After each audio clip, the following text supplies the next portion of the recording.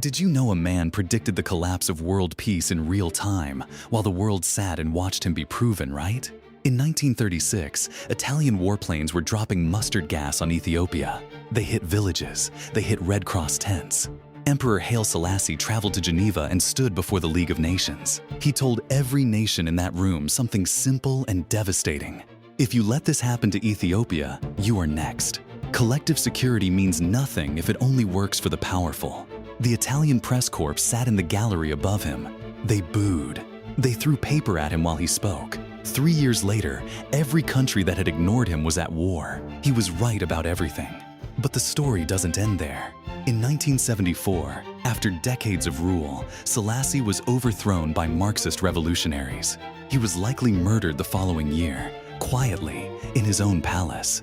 The man who warned the world that no one was safe died because no one protected him either.